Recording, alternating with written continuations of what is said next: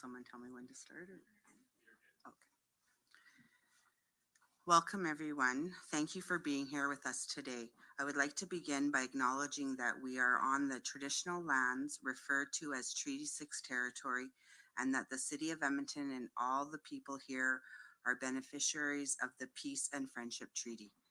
Treaty 6 territory is a traditional meeting grounds, gathering place, and traveling route to the Cree, Saulteaux, Blackfoot, Métis, Dene, and Nakota Sioux people.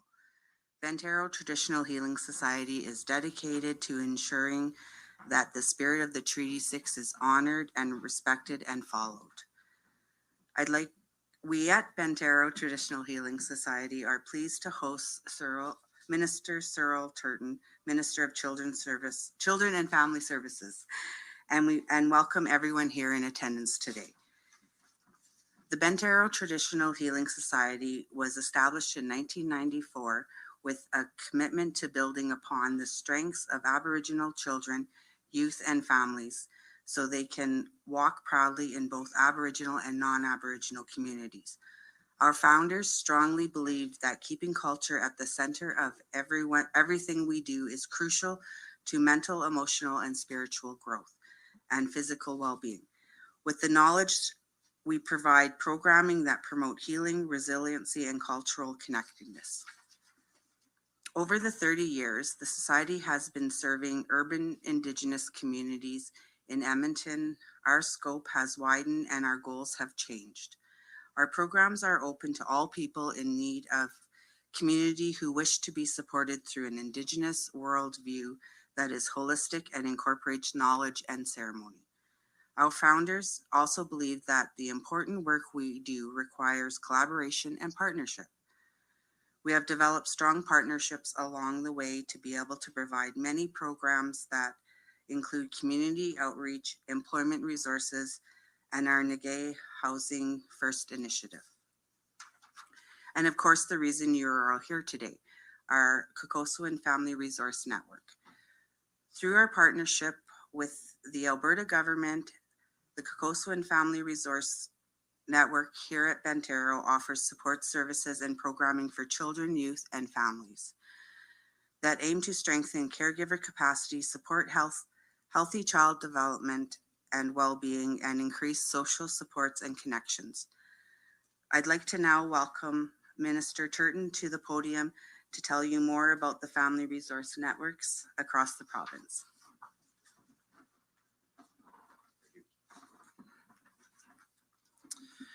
Well, thank you so much, Shirley, and good morning, everyone.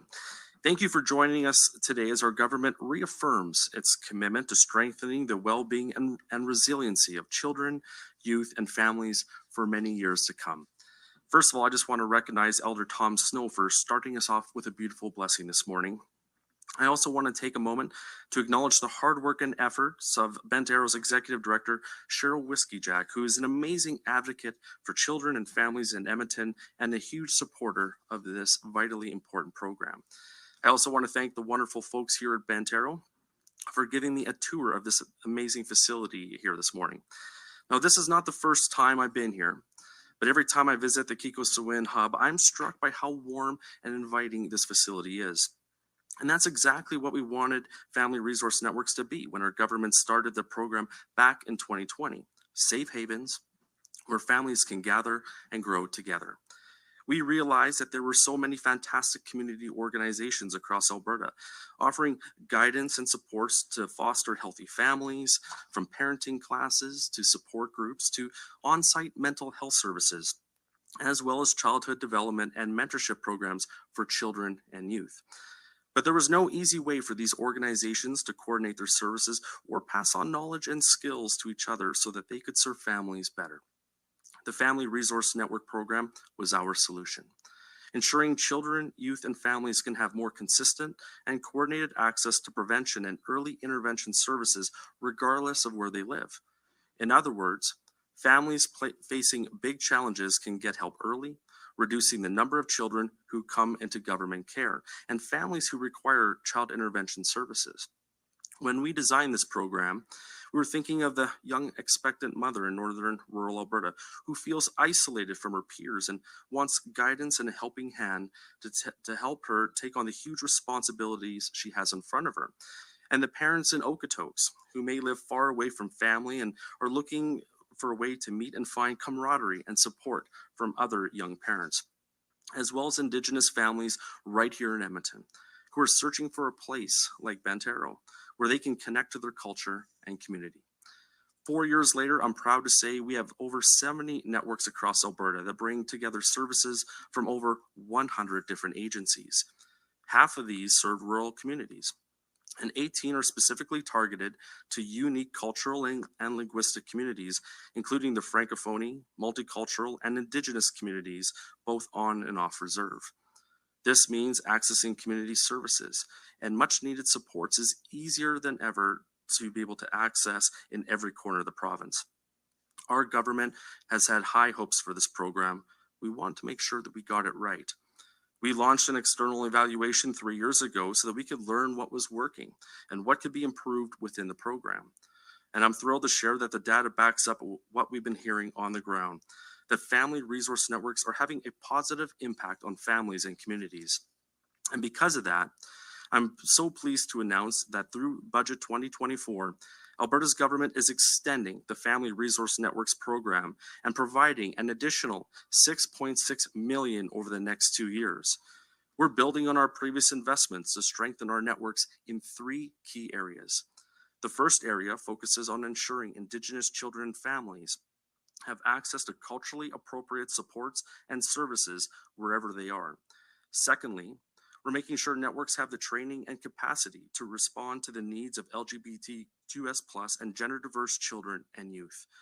Our third focus is all about enhancing intensive services to meet the rising demand for these supports. Like our friends at Bantaro and the other networks across the province, we're committed to helping Albertan families stay healthy and stay together. Strong communities depend on strong families, and I'm confident that these additional investments will help thousands of young people, their parents, and caregivers reach their full potential. To our family resource networks, all of us at Children and Family Services are so fortunate to have incredible partners like you to make this all possible.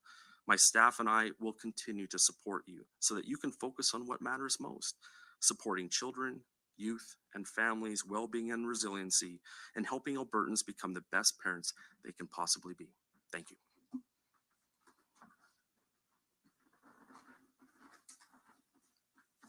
Thank you, Minister Turton. This is good news for our community and family resource networks across Alberta. I'd now like to welcome Murray Knutson, our Deputy Director here at Bantaro, to the podium.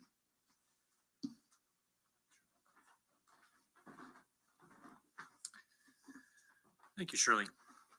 Hello, everyone. I'm pleased to be here representing Bantaro today, where our elders, program staff, service providers, and volunteers give their best to make a positive impact on the lives of Indigenous children, youth, families, and community. We're grateful for Alberta's government recognizing the importance of supporting the well-being of families and children, and continuing on a path of meaningful reconciliation where each and every Indigenous person has the same access to crucial services as any other Albertan, while ensuring the interests of Indigenous children are protected. We believe in the importance of family and providing for all family members to grow together. In Cree, Kokoswin means the act of being with a family. As an Indigenous family resource network, the Kokoswin Hub provides services focused on 3 key areas: child and development and well-being, caregiver capacity, buildings, and social connections and supports. We offer distinct programming for parents and children up to the age of 17. This includes group and one-on-one supports to help parents achieve their goals of becoming the best caregivers they can be.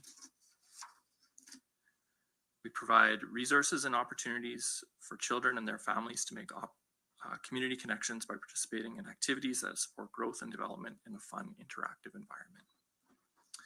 And we help families build supportive networks while working on personal goals and plans that will help strengthen their relationships and their families. Of note, our Dad's Engagement and Men's Support Group provides a supportive space for men to engage in meaningful conversations and activities that promote personal growth, family bonding, and community involvement. And we also have a youth engagement service that provides safe and welcoming environments for young people to make peer connections, build positive relationships, and prepare for successful futures. Our emphasis on Indigenous culture and content in our service delivery works to provide relevant supports for the people who are receiving them, making it more likely that they'll continue to access our services and complete programs. Not only will today's investment ensure that we are able to continue making these important cultural connections with families, but it'll also allow us to work with more parents, supporting them to increase their capacity and serve Indigenous communities in a culturally relevant, authentic, and sincere way. In other family resource, pardon me, on behalf of our members, I'd like to thank Minister Turton for recognizing the positive impact programs offered through the family resource networks have on the youth and families, as well as the commitment to coming here today and learning. Thank you.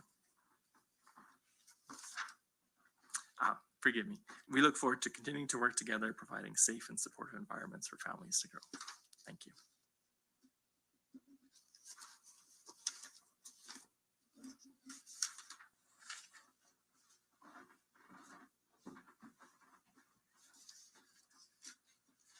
Thank you everyone for coming today to hear about the continued investment in the family resource networks in Alberta.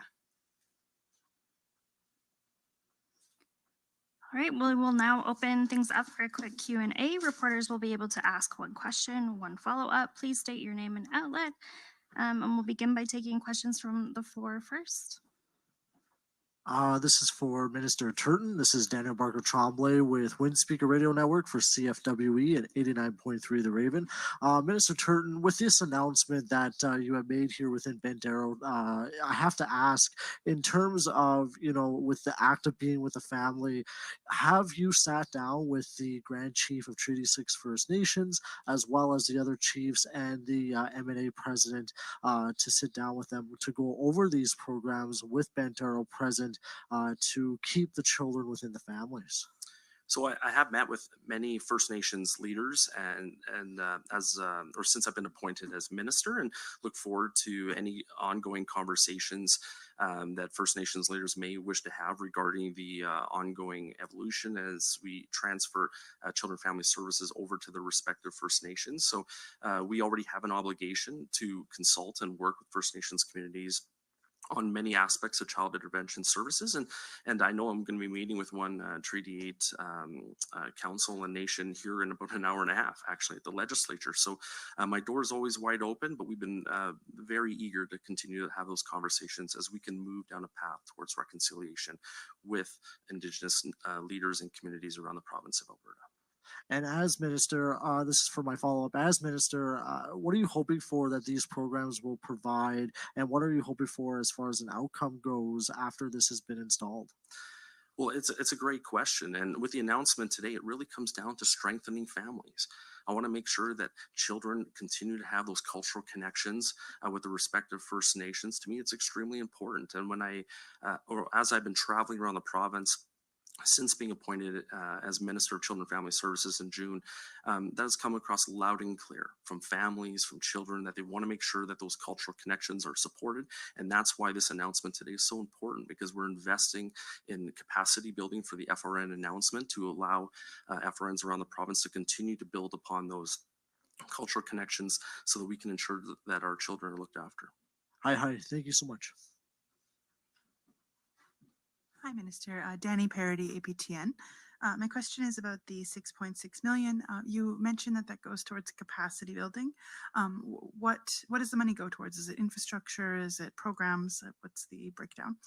Well, as I've been traveling around the province, it was really critical with my conversations that I've been having to ensure that all Albertans continue to receive the access to FRNs.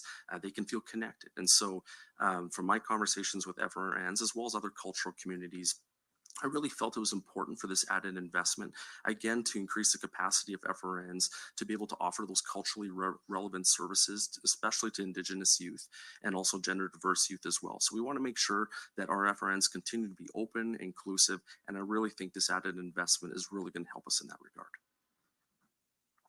So that is programs then? And So we're going to have those conversations with FRNs about in terms of exactly how it will look like. So it could be everything from perhaps specific specialists and FRNs to programs to, I'm really open to having that conversation with what works out best for the individual FRNs to meet the needs of their respective communities. and how many people or children have been helped? What did you find in your external review? Oh, I could easily find it. So Ashley can get you the exact number for how many children and families actually access FRNs. It's quite considerable. Okay, thank you. Thank you. And we will now take questions from the phones. Operator, put through the first caller. The first question is from Janet Prince, CBC. Please go ahead. Hi there. Minister, you mentioned that these FRNs are preventing children from ending up in government care. What evidence do you have that this program specifically is preventing children from ending up in government care?